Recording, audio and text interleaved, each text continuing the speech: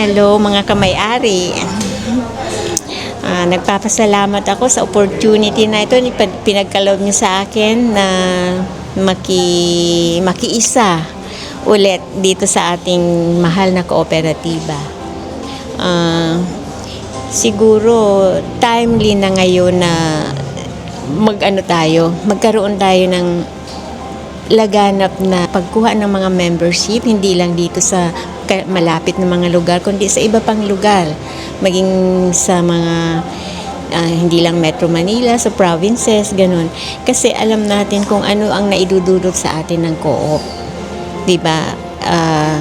So magbigay din tayo as a member, kailangan din siguro na ipaalam din natin sa iba na hindi pa members, mga kamag-anak natin, mga kakilala, kaibigan, kung ano ba talaga ang pagiging isang member ng co-op and what is cooperative in the long run. So, sa darating na anniversary, pinaabot ko sa lahat ng mga kasapi at hindi pa nagiging kasapi na isang masaganang panahon para sa ating lahat, at sana magpatuloy yung ating edukasyon sa bawat tao, bawat hindi pa kasapi, bawat kasapi, lahat na continuous education ang ibig niyang sabihin. So, at sa lahat din po ng mga nandito ngayon na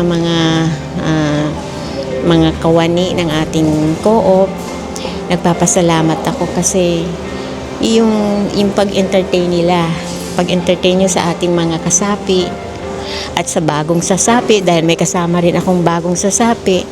Kumbaga, it's parang isang napakalaking karangalan yun para sa ating co-op na maabot natin lahat, yung lahat ng ating pinapangarap.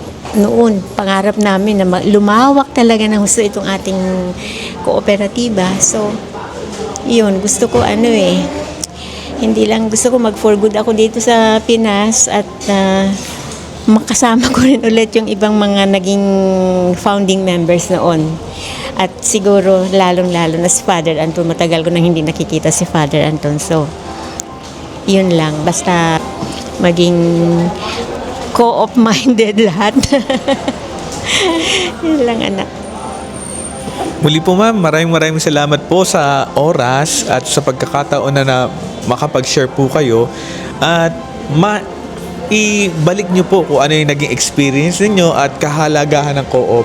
Maganda po ang nasabi ninyo na continuous education at patuloy na pagpapalawak ng reach ng ating palaganap ng ating kung ano ba talaga yung kooperatiba na yun. Kasi yung iba hindi niya pa alam yun, diba? Kaya yung iba nagdududa So dahil sa atin na dati ng mga members, kung hindi natin ipagpapatuloy yung edukasyon sa kanila, anong mangyayari? Wala. Yung kanilang mga iniisip alam mo, ang tao lang kasi tayo, di ba? Minsan hindi tayo naniniwala, hindi tayo nagano. So kailangan talaga continuous yung natin. Maraming salamat po, napakahalaga ng sinabi nyo. Tama po kayo, dapat po hindi lang natatapos dito, mas mapalawak pa po ang ating kooperatiba dahil po tayo ay nakakatulong sa iba. Muli po, ito po si Popong, ang inyong Relationship Officer at Business and Community Development Manager. Kasama po si Ma'am Arsenia, isa sa mga founding members. Kami po ay bumabati ng Happy Anniversary. Happy Anniversary. At mabuhay po ang simbayanan. Ma'am, ang tagline po natin ngayon, kayang-kaya kapag sama-sama. Yeah, that's it. Kayang-kaya, basta sama-sama. Maraming salamat po mga kamay-ari. Mabuhay po ang simbayanan. Okay, mabuhay.